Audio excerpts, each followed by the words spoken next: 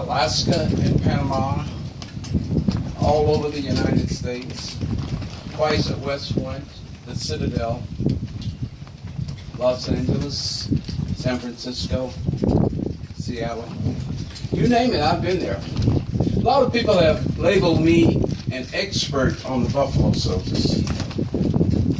Everywhere I go, when I'm introduced as an expert on the buffalo soldiers. You know, and I got to wonder, expert. What is an expert?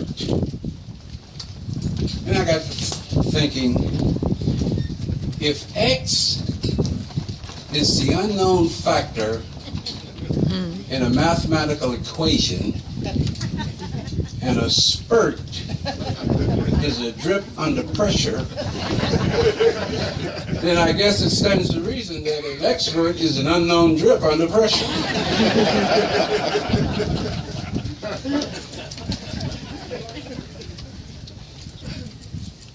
149 years ago,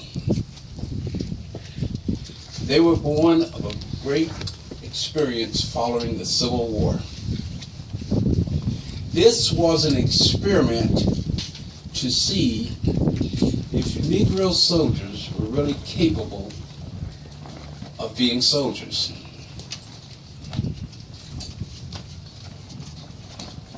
The 9th Cavalry was formed at Greenville, Louisiana in 1866, and the 10th Cavalry found its home at Fort Leavenworth, Kansas, that same year. The main problem that they had was finding officers to serve with Negro soldiers. Now keep in mind that at this time, right after the Civil War, there were no Negro officers in the military.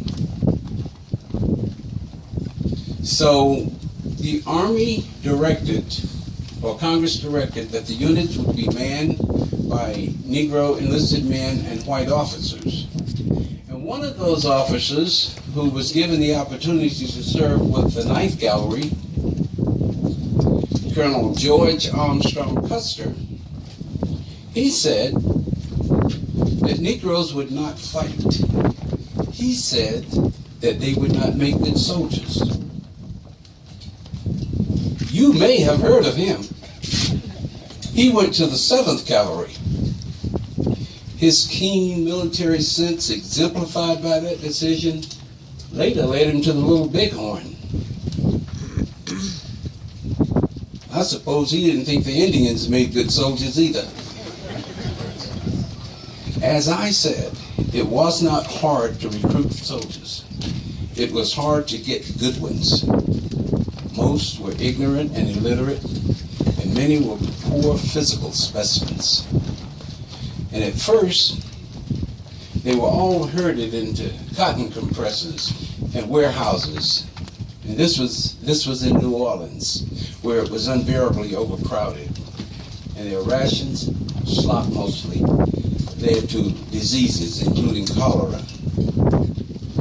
But out of this misery, out of threatened mutiny, and particularly out of Colonel Grierson's, the commander of the 10th Cavalry, out of his insistence on high standards and something else, his fight against prejudice, emerged some of the toughest and hardest fighting units in the entire Army.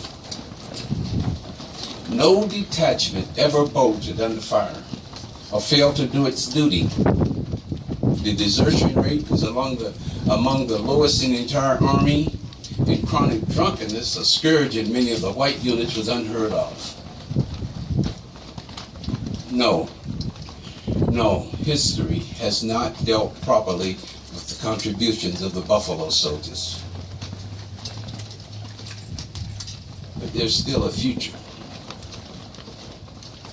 Those words were spoken by Lieutenant Henry Ossian Flipper, who was the first colored graduate of West Point, also the first black officer in the Buffalo Soldiers, and the first black officer in the United States Army.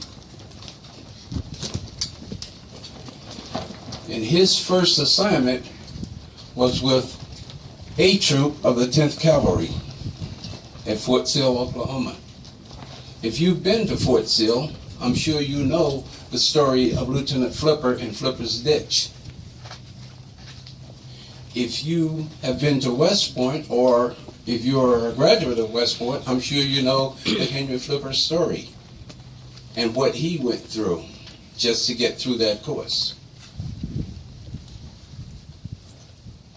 The Buffalo Soldiers have served their country as honorably and courageously and reliably as anybody who's ever put on the uniform of the U.S. military.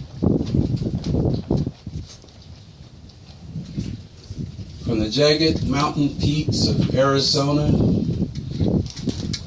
to the state plains of West Texas, from the muddy waters of the Rio Grande to the absolute bitter coldness of the Canadian border, these men fought, bled, and died for their country.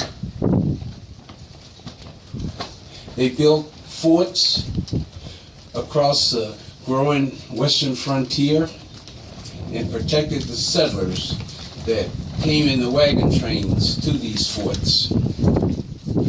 Many railroad crew or telegraph linemen was proud of their presence, because they were always there. This was